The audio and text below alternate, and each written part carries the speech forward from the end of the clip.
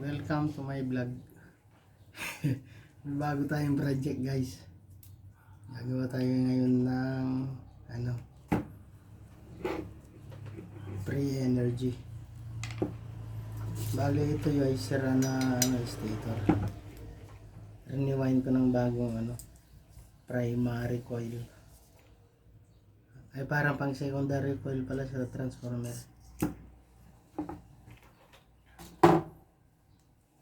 Ang rewind na ito ay wala na siyang primary na tulad dito ng mga battery operated na stator. Ang rewind ko dito.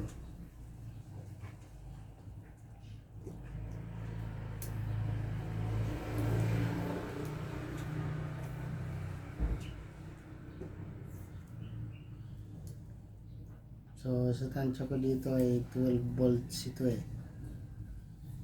So ang supply na itong gitna ay 12 volts. So ito nasa 50 na ito. Yung itong dalawa na to. Pagka naikot na siya. Siya ikakabit natin sa sa inverter.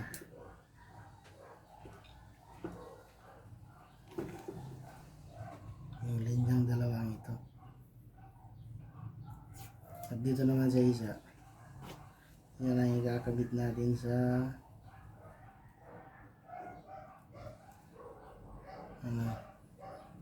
yan ang gagawin nating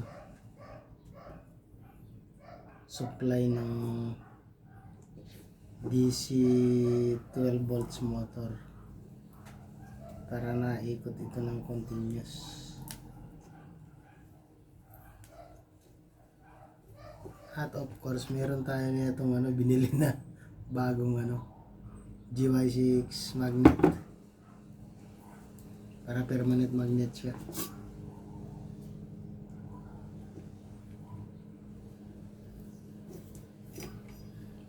Hindi natin makita ang gunting.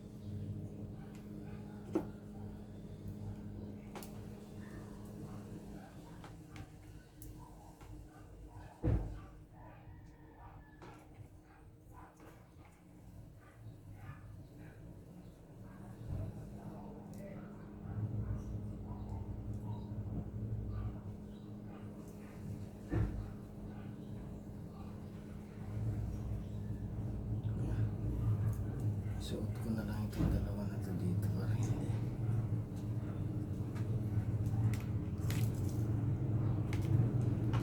maganda ang niya. Pasok niya.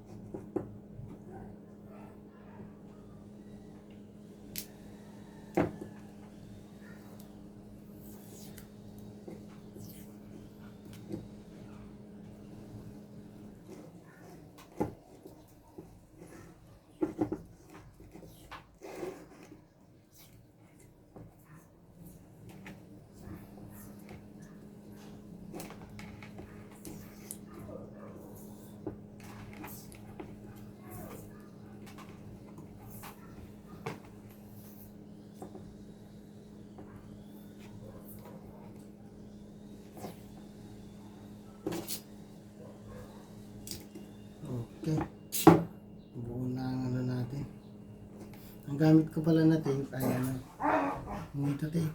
Ito ang pinakamagandang tape sa lahat. Manipis siya na hindi nababaklas. So cut muna tayo guys. Kasi kailangan ko pa hanapin yung ano, motor na maliit. Tapos isa-set up pa natin ng ano yan, lagayan. Para steady siya dito. Teka ko naipit. Steady siya dito, ikot yung ganyan, no?